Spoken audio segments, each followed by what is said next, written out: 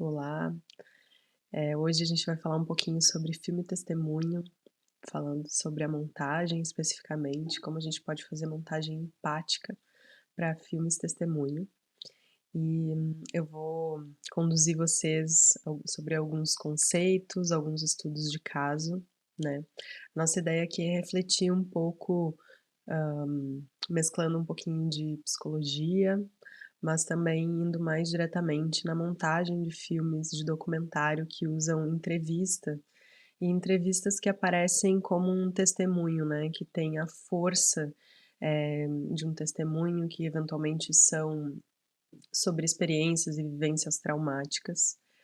E eu acho que é super importante esses registros, acontecerem, e a gente vai entender como a montagem também pode ser um processo de escuta e de cura mesmo. Os filmes, eu acho que eles têm esse poder, né, de promover, eh, uma possibilidade de cura, e aí a gente vai falar um pouquinho sobre isso.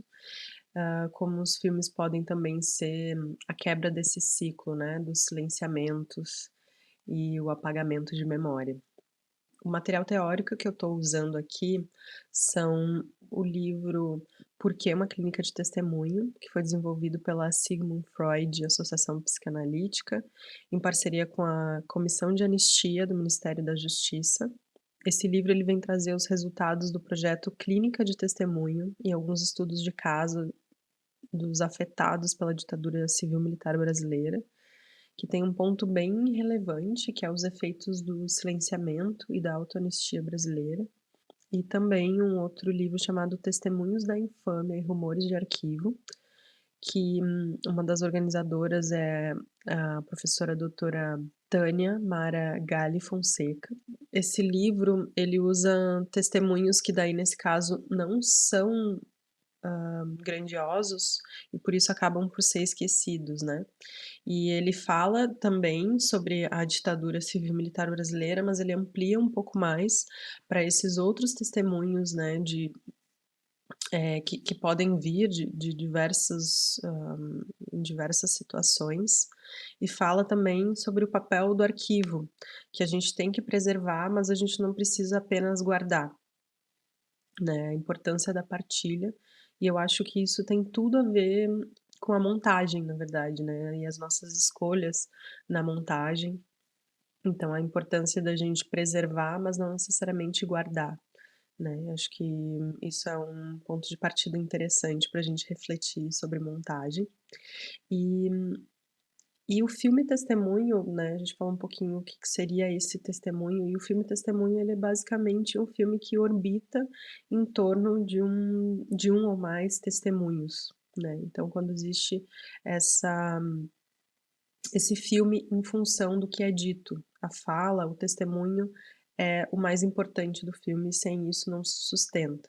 Então esses filmes, eh, que a gente vai analisar hoje todos, têm essa característica em comum, mas são filmes bem diferentes, com formatos diferentes. Todos são documentários, mas que optam por estéticas, né, estruturas e formatos diferentes. Eu vou analisar aqui 2 curtas e 2 longas. O Curta-Lor, ele foi dirigido e montado por mim, então vai ser o filme que a gente vai ficar aqui um pouco mais de tempo conversando, porque eu tenho um pouco mais de propriedade para falar sobre a montagem, mas aí logo em seguida a gente vai trazer esses outros exemplos também para a gente refletir aqui um pouco sobre possibilidades de montagem empática dentro do filme de testemunho. Eu vou começar falando um pouquinho também sobre o meu trabalho pessoal. Eu acho que tem um texto muito importante da escritora mexicana Valéria Luiselli, que me tocou bastante, assim, e eu acho que é legal aqui relembrar para a gente falar da importância dessas histórias, a importância de contar essas histórias.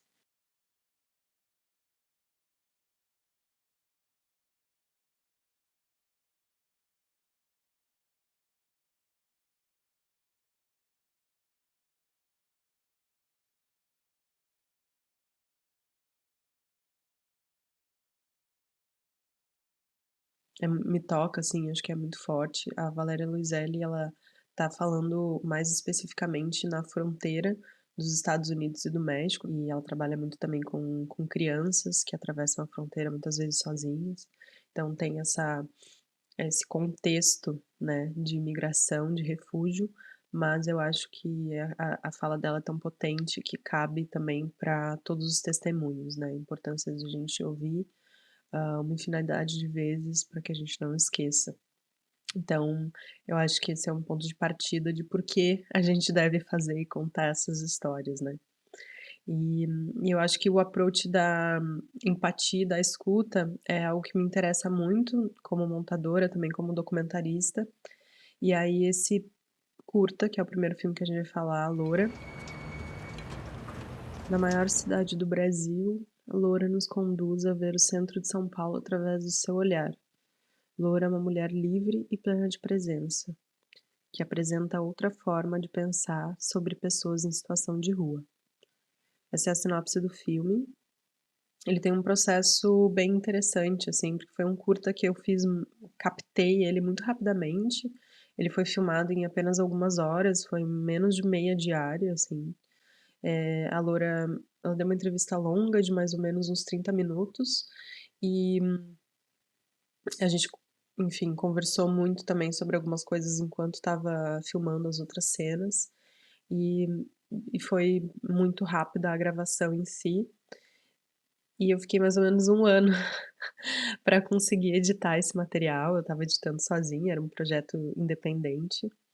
Eh, então foi um processo, assim, de refletir mesmo, né, o que que significa fazer esse filme, como fazer esse filme, né. Então acho que eu aprendi muito nesse tempo, dando tempo ao tempo, né, porque eu acho que algumas histórias elas também precisam decantar na gente, né. Não é só sobre a experiência vivida ali na hora de captar, né, acho que a gente tem a responsabilidade não só com o material que a gente capta, mas principalmente com o material que a gente coloca disponível. Acho que é uma coisa que eu tenho aprendido cada vez mais, né, então tô aí no processo de aprendizado também. Eh, mas eu sinto que o grande desafio desse filme é porque eu recebi um testemunho pela primeira vez, que era de alguém que não era próximo de mim, né. Eu tenho outros projetos que são de testemunhos de imigração e refúgio, que estão um pouco mais conectados aí com a Valéria Luiselli, que eu citei, que são pessoas da minha família, que são, refugiados vindo da guerra civil de El Salvador.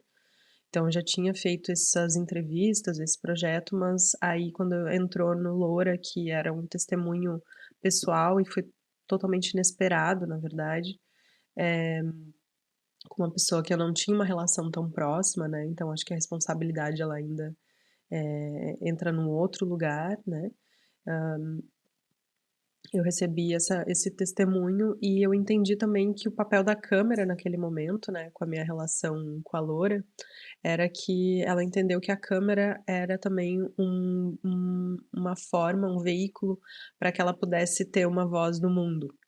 Né, que ela entendeu que esse filme ele poderia ter essa amplitude, essa possibilidade de dar para ela, assim, uma voz, e com isso vem a responsabilidade, daí a responsabilidade me travou, por isso que demorou tanto tempo.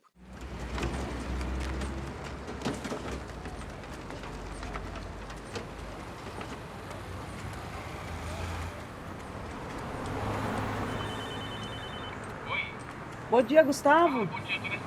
Tudo bem?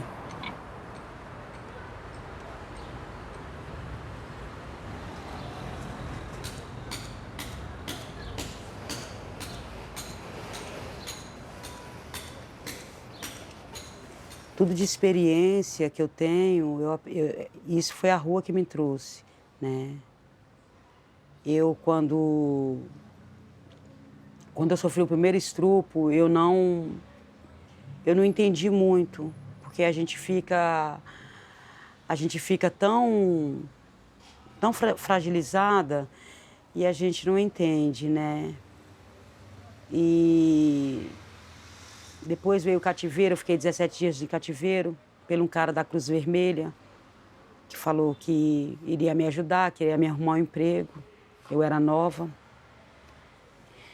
E depois eu vim para São Paulo, depois do cativeiro eu peguei o trecho, eu vim para São Paulo, a última cidade que eu passei, Itaiandu, Minas, caí em Cruzeiro, São Paulo, e demorei 6 meses para chegar aqui no centro. Só que eu não quis ficar no centro. Eu fui para a Zona Oeste, né?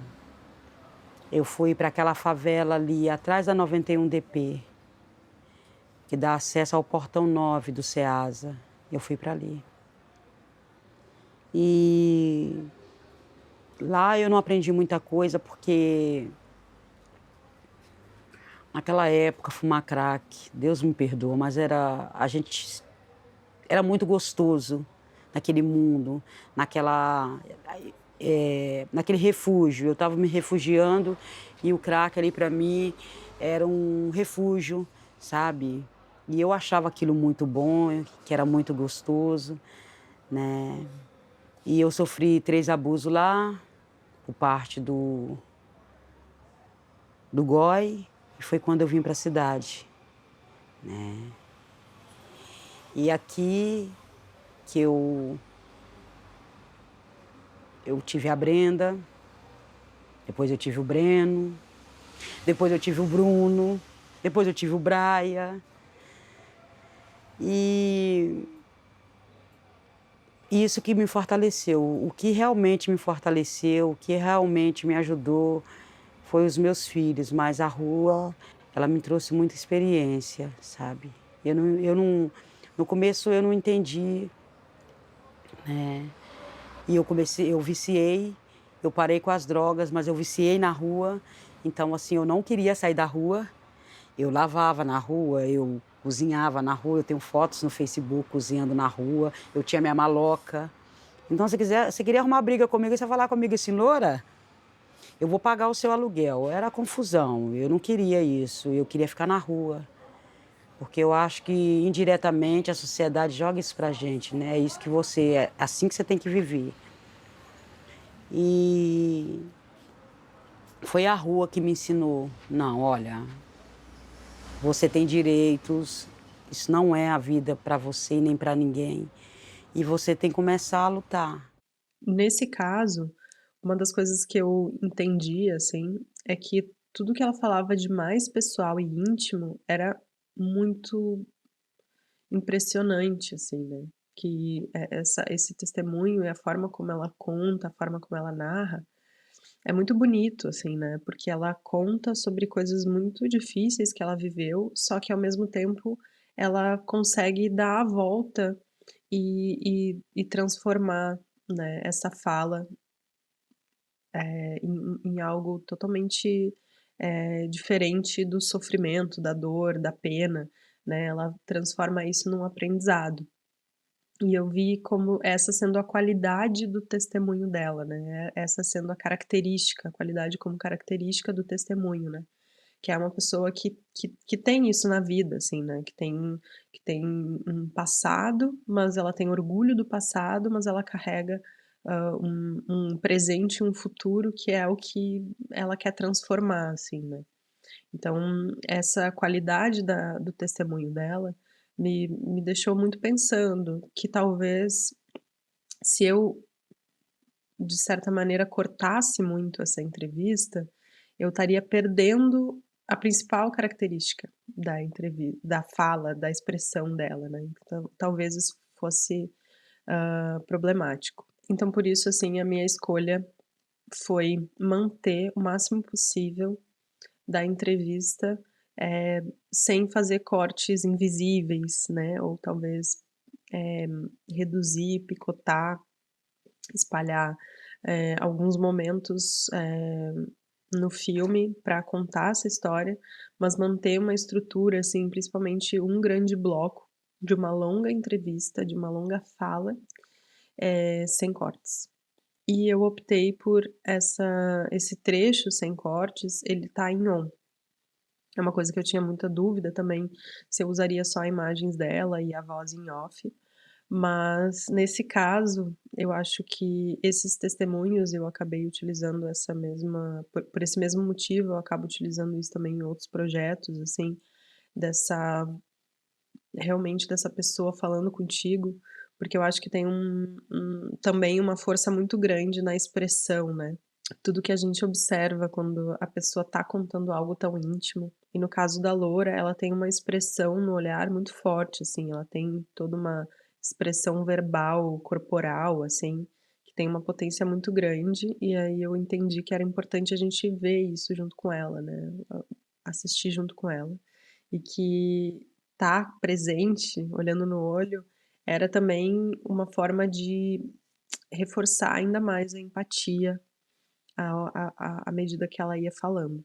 A principal escolha de montagem foi não editar, não cortar, cortar o mínimo possível, permitir com que ela falasse, se expressasse e dar o tempo, né, justamente para que a gente pudesse perceber, eh, essa forma que ela tem, essa qualidade da fala dela, né, de raciocinar e de fazer essa volta. Então foi essa a principal escolha e eu acho que esse desafio, assim, foi o mais difícil, né, de realmente usar essa entrevista dessa maneira. E eu acho que foi legal também, pensar sobre como usar esses outros momentos de entrevista que ela tá falando diretamente para a câmera enquanto caminha. E quando ela fala, eu acho que nesses outros ambientes, a gente tem uma fala num outro registro, é mais um depoimento, é mais um comentário. Então quando ela tá falando, realmente, nesse momento que ela tá mais, introspectiva em casa, dando, né, o testemunho, a gente tem a diferença dos registros, então foi algo que eu achei importante preservar, né.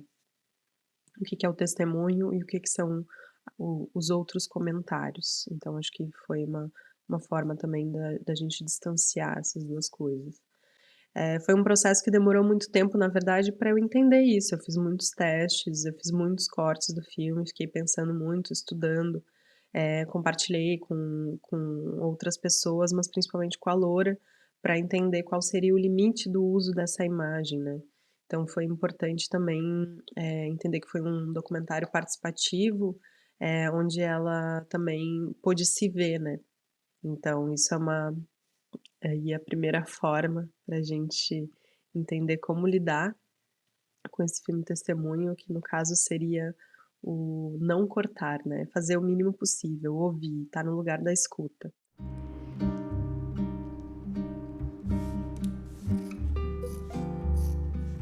Outro filme que é testemunho e usa também uma estrutura bem diferente é o Torre das Donzelas, dirigido pela Suzana Lira, e foi montado pela Célia Freitas e pelo Paulo Manardi. A sinopse do filme é: 40 anos após serem presas durante a ditadura militar na Torre das Donzelas, como era chamada a penitenciária feminina, ao lado da ex-presidente da República Dilma Rousseff, um grupo de mulheres revisita sua história. É um filme que está falando sobre a ditadura militar brasileira, vai falar com sobreviventes presas políticas que foram levadas para essa torre.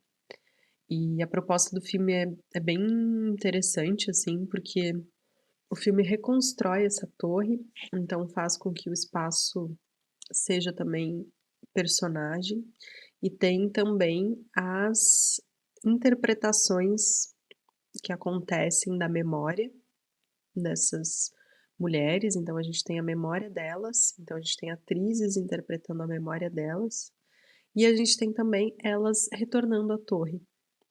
Então tem um momento em que elas também voltam para a torre e estão dentro desse espaço, revivendo suas memórias por aí, né.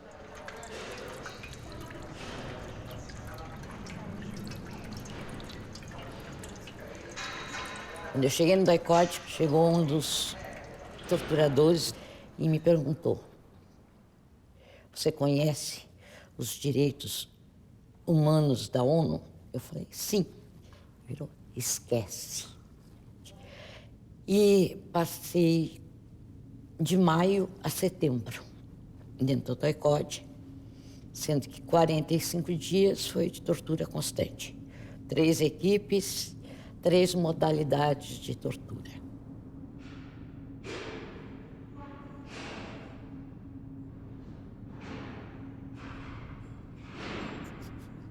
Que você tinha que fazer um papel, eu era um personagem na mão deles. Eu tinha que ser, assim, não forte somente, corajosa também, como eu tinha que estar querendo dar porrada também, né? Eu revidava. Era uma forma também de eu me sentir uma pessoa que estou inteira ali, né? Que eu dizia, poxa, eu estou lutando por um ideal, então se eu morrer, vai ficar alguma coisa.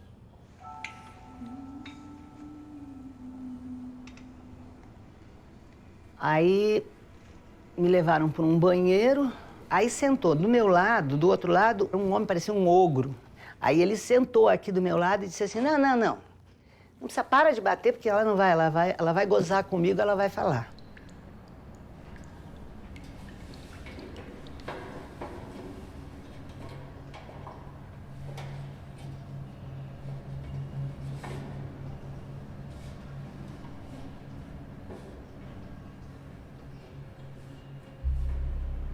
A pior parte da tortura é falar, se você não falar, daqui a uns 40 minutos eu volto, a senhora pensa bem direitinho.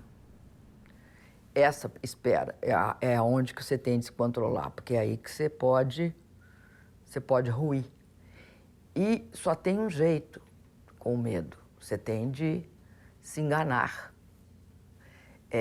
Eu não conheço ninguém que pensou assim, agora eu sou um baita herói e vou ficar sem falar durante as próximas 24 horas. Faz isso não, que você se dá mal. Você faz outra coisa, fala assim, agora eu aguento mais uns 5 minutos numa boa. Aí chegou o final dos 5 minutos, você aguenta mais uns 3 numa boa. E vai indo, e vai indo. Interessante pensar também como a montagem, nesse caso, ela tem um outro formato, né, porque eu acho que a montagem ela tá muito mais fragmentada, ela usa os testemunhos muito mais sendo guiados para que a gente entenda essa narrativa e que a gente conheça, essas mulheres como um coletivo, né, mas também com as suas individualidades. Então tem uma dança que é usar essas 4, como eu falei, 4 camadas, né, narrativas, mas também uma montagem que vai estruturando de uma fala para outra. Então a gente não necessariamente conhece essas mulheres a fundo para que a gente possa seguir para outra, elas são mais intercaladas. Então a gente sabe muito pouco sobre esse passado, quem elas são, a gente cai direto já, nelas revelando coisas sobre a torre e fazendo esse exercício de memória, né, de lembrar desse espaço. E aos poucos a gente vai costurando, né, a gente vai ouvindo essa costura desses depoimentos e a potência de um para o outro em relação à aproximação, né, nesse espaço, né, enquanto a gente primeiro vê só nesse imaginário e depois aos poucos, primeiro só vê o espaço vazio e depois vê esse imaginário preenchido pelas pessoas e depois a gente vê elas ocupando esse espaço, tudo isso vai sendo intercalado com as entrevistas. Nesse caso, acho que é uma proposta estrutural que funciona muito para o filme, né, que tem esses vários dispositivos e também muitas personagens, são muitas pessoas que falam. Gostaria de apontar 2 coisas interessantes aqui sobre as escolhas de montagem, que é a gente vê as entrevistas em off e as entrevistas em on. A gente tem esses 2 momentos. E eu acho que quando a gente vê as entrevistas em on, é muito potente, né, as escolhas, principalmente de momentos mais de emoção, de momentos de mais testemunho, também tem a opção de colocar elas em on. E eu acho que isso é muito muito interessante, assim, né, a gente tá quando a gente vê a imagem, essa entrevista, esse depoimento que foi feito em estúdio, né, ele tá também nesse local menos pessoal, só que apesar de ser mais fragmentado, o filme também tem essa força da escuta, né, da espera da escuta. É um filme que usa trilha, ele usa outros elementos narrativos, né, para que a gente possa contar essa história. Então eu acho que isso também é interessante, refletir os momentos em que quais momentos, né, em que é importante silenciar, ou que o som entra, ou que uma trilha entra, para também reforçar a potência do que está sendo dito. O filme também consegue estabelecer um protagonismo para algumas mulheres que têm uma fala mais de testemunho, mas sem fazer, só que esses testemunhos eles fortalecem o coletivo, eles acaba fortalecendo também as outras falas das outras mulheres, né, que de repente são mais, têm mais características de depoimento, não são tanto um testemunho, mas colocados dessa maneira, assim, né, intercalados entre eles e buscando uma suavidade entre os cortes e entre essas 4 camadas, o filme tem uma estrutura e um desenvolvimento, muito, muito bom, e vai te levando realmente a compreender e vai revelando essa história aos pouquinhos, né. Quase como se a gente também tivesse fazendo um exercício de memória coletiva, enquanto essas mulheres estão fazendo um exercício de memória individual ali no começo, tentando cada uma lembrar, aos poucos elas vão fazendo um exercício conjunto. Esse exercício é também nosso como brasileiros que estamos assistindo o filme, né, que a gente está refletindo também, sobre essa memória coletiva. Então é isso, é muito importante. O filme, conta uma história, que foi durante muito tempo apagada. E também tem a relevância histórica de fazer os depoimentos, de capturar esses depoimentos a tempo, né, enquanto essas mulheres ainda estão vivas.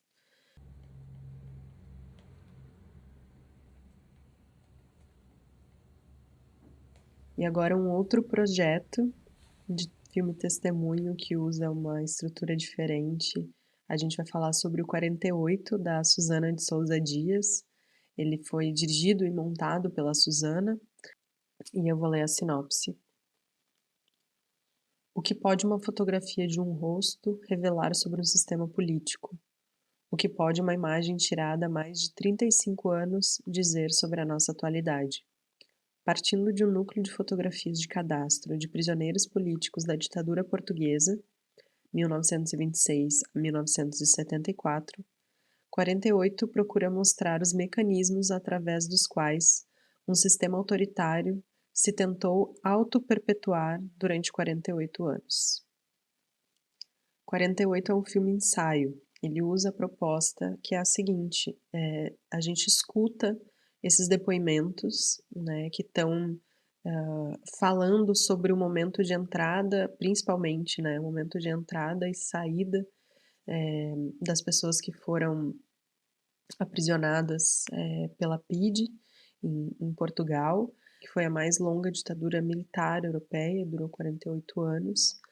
Então, nesse caso, as pessoas, os sobreviventes, estão contando, né, os seus depoimentos, a gente escuta esses depoimentos e a gente vê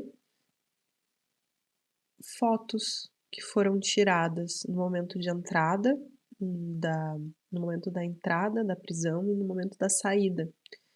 Então, é muito interessante, porque algumas imagens foram tiradas com anos, né, de diferença da entrada e da saída, e tem muita expressão por essas fotos, porque elas foram tiradas pela própria polícia, né, são fotos de registro, então elas têm esse lugar, né, também de opressão também, com registro de opressão, mas a forma como ela é utilizada, daí agora já retirando essas imagens desse registro de opressão e colocando elas como uma possibilidade da memória, né, daquelas pessoas que existiram e que durante tanto tempo passaram, presas, acaba sendo um registro não individual, mas um registro coletivo, né.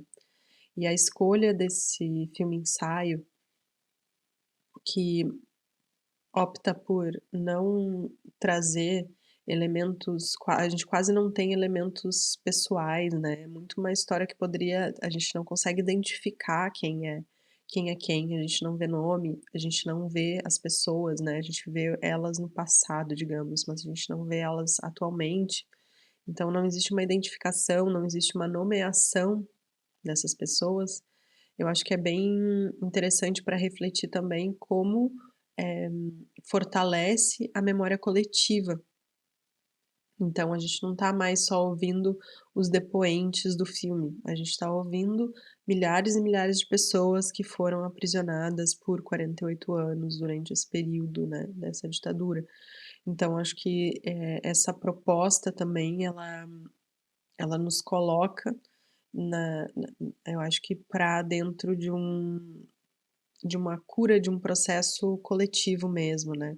Torre das Donzelas também faz um uso de arquivos e, faz uso de alguns arquivos e eu acho que o uso desses arquivos aqui no 48, né, o uso dessas imagens, ele vai estar também fazendo um movimento de resistência, porque vai fazer com que uma fala individual tenha um poder coletivo.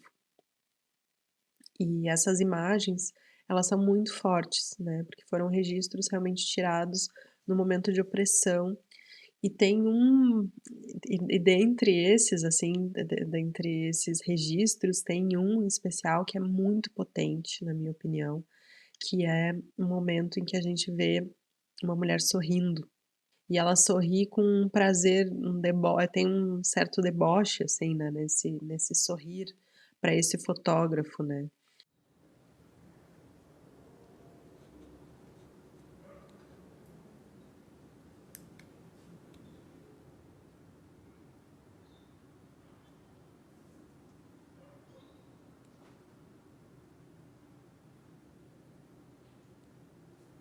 Eu estava contente por ser presa.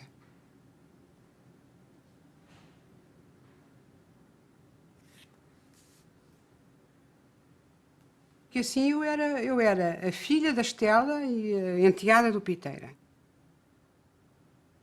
O Piteira tinha estado clandestino, tinha ido embora. A minha mãe tinha estado presa mais de 2 meses.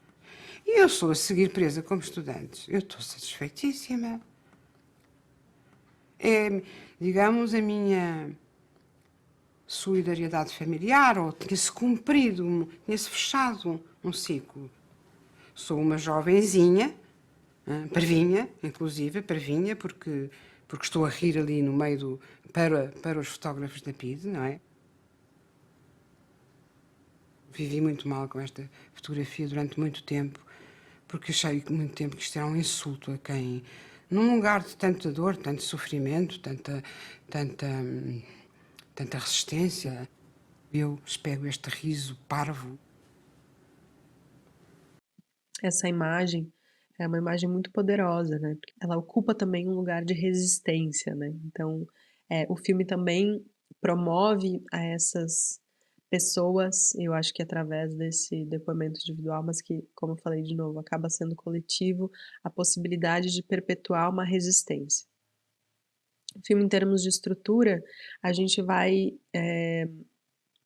conhecendo cada uma das pessoas, eventualmente a gente volta em alguns dos depoimentos, né, existe uma relação entre algumas pessoas, que a gente entende que são um casal, por exemplo, repetição de alguns entrevistados, né, que voltam em momentos diferentes, mas a gente não tem muito bem, essa continuidade, tem uma forma de perceber a diferença das vozes, mas essencialmente a gente está estruturada uma depois da outra. Tem alguns pontuais sons ambientes que são muito interessantes, durante esse processo, assim, né, um tic-tac de relógio, passos, né, água pingando. E é um filme que realmente ele tem muita potência nas suas individualidades, digamos assim, mas ele está falando sobre uma questão coletiva. A gente escuta, né, a seleção dessas falas, mas a gente tem tempo para ouvi-las. Então não existe uma pressa em cortar, em editar esse depoimento, né, eles têm um tempo diferente, a gente escuta as respirações, né, a gente tem o tempo também para ouvir a emoção, né, e como as pessoas chegam no pensamento. Eu acho isso muito interessante, né, o tempo os depo que a Susana dá para que a gente escute esses depoimentos, ele é um pouco parecido também com o tempo que a gente tem para ver essas imagens, né. Então, aí um outro exemplo que está usando, de certa maneira, um anonimato parcial, né, que a gente não está revelando o nome, não está relacionando necessariamente o nome da pessoa com a história que ela está contando, e a gente está vendo imagens um pouco mais antigas dessas pessoas.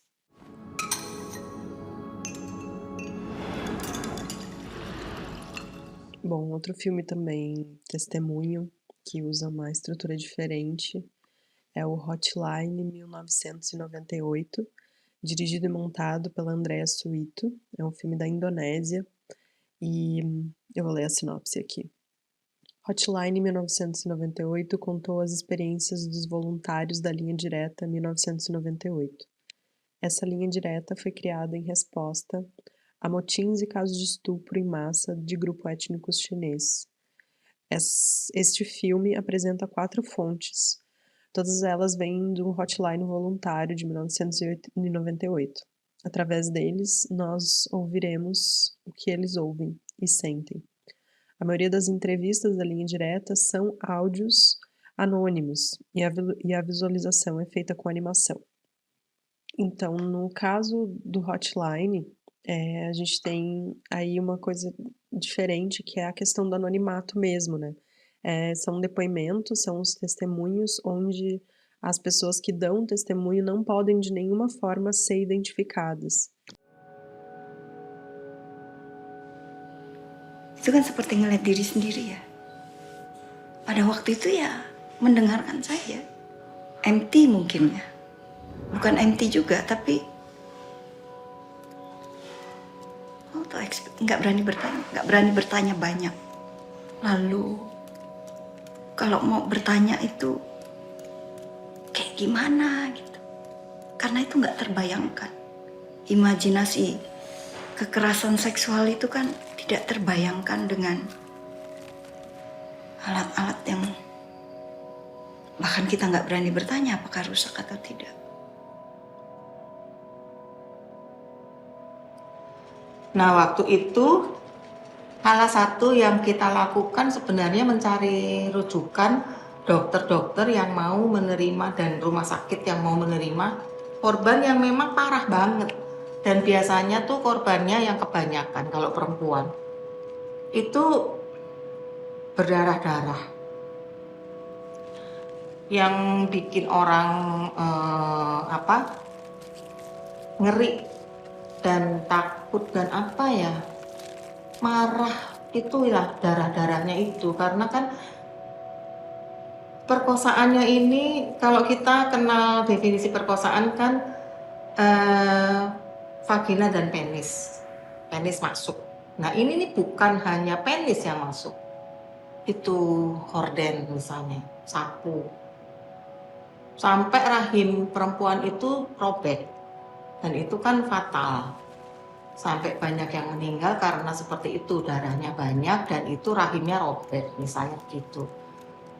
Dari anak remaja lah, anak kecil sampai orang dewasa. Kita nggak pernah tahu lagi kan korbannya yang dipilih, nggak bisa dipilih sebenarnya korbannya. Jadi yang pertama kita carikan untuk bisa ditolong ya yang seperti itu, yang berdarah-darah itu. Kalau memang minta pertolongan, kita harus rujuk ke rumah sakit, ke ginekolog misalnya kan, karena memang butuh bantuan itu. Kalau memang rahimnya robek parah kan harus diangkat misalnya seperti itu. Kalau vaginanya robek karena kan nggak tahu dimasukin benda apapun gitu kan, itu benar-benar bukan manusia lah itu yang melakukan. Kita nggak ngerti lagi orang bisa melakukan begitu gitu. Itu satu. Lalu kan butuh ketenangan. Artinya yang bisa memberikan bimbingan secara psicologis. E aí, no caso, foram registrados nessa hotline mais de 150 casos de estupro de mulheres de origem chinesas na Indonésia. Então, realmente foi um caso muito sério, assim, né? Desses casos de estupros coletivos que aconteceram nesse ano, após, né, várias questões políticas sociais que estavam acontecendo, é um ano bem importante na história da Indonésia. Então, nesse caso, essas pessoas não podiam aparecer na imagem. Então, o que a gente vê também é um cuidado, com relação ao anonimato dessas mulheres que recebiam a hotline, porque elas é quem estão aparecendo no filme, mas existe um cuidado para que também a gente não exponha, né, o lugar, não exponha essas mulheres também, né, elas aparecem, mas sem um lugar de exposição. Então o filme ele tem também esse cuidado, porque diferentemente de todos os outros filmes que a gente falou aqui, esse filme ele ainda tá sobre ele é um testemunho que também é um ativismo.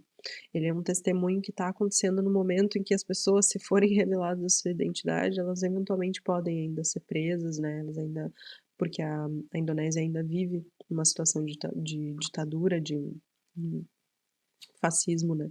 Então é possível ainda que haja uma retaliação por essa fala. Então tem ainda um cuidado extra, né, que é como usar essas falas de uma forma, em que elas possam também impedir que novas coisas aconteçam, né, que elas possam também significar como um marco de mudança, né, para que se entenda o passado, né. E aí tem um recurso que eu acho genial, que é a animação, para que a gente possa também se conectar com o que está sendo dito e também criar uma visualização, né, mas é que essa visualização ela também, de alguma maneira, ela pode nos transportar por outros caminhos, né. Então a montagem, ela tá fazendo recurso dessa animação, o que eu acho que potencializa muito também o momento que as mulheres aparecem, essas imagens dessas mulheres que aparecem, assim, é muito forte, né. Acho que é muito cuidadoso, a câmera, né, tá muito bem posicionada, com a distância correta em relação a elas, assim, né, nos ângulos corretos, e enquanto a gente vai ouvindo esses áudios, né, que tem uma força muito grande. Então queria deixar aí para vocês também uma outra forma de contar esse filme testemunho. A gente falou aqui de 4 filmes totalmente diferentes, mas o que que eu acho importante a gente sempre relembrar, que é a importância de dar seguimento a esses filmes, né, para que a gente tenha também um pensamento e um cuidado quando e talvez refletir, né, qual é a situação desse testemunho, se é um testemunho que pode colocar em risco as pessoas que estão falando, então talvez isso tenha que ser num escopo de um anonimato, ou então, pelo contrário, é um testemunho que está falando sobre um aprendizado, sobre um distanciamento, no caso do Loura, né, que já um reconhecimento do seu passado, né, também não negar a sua história. E eu acho que no caso dos 2 filmes de ditadura que a gente falou aqui, Torre das Donzelas e o 48, são filmes que eles estão falando sobre pessoas por indivíduos, né, por homens e mulheres, mas no Torre das Donzelas de mulheres que viveram essa opressão em função da ditadura, mas que acabam sendo uma experiência coletiva. E a gente também é responsável como sociedade por tomar partido, né, disso que acontece. A gente é responsável também por ter uma posição em relação a esse fato coletivo. No caso do Hotline também, a gente acaba também entrando nessa posição de responsável, né. Saber da história é fundamental para que ela não se repita em todos os casos. Queria agradecer pela escuta, espero que tenha sido de alguma valia aí esse aprendizado e as coisas que eu trouxe. São filmes que eu acho muito relevantes, se puderem assistam inteiros. Queria também deixar essa porta aberta para a gente seguir esse diálogo, se tiverem dúvidas, quiserem falar mais alguma coisa, eu estou aqui. Um abraço.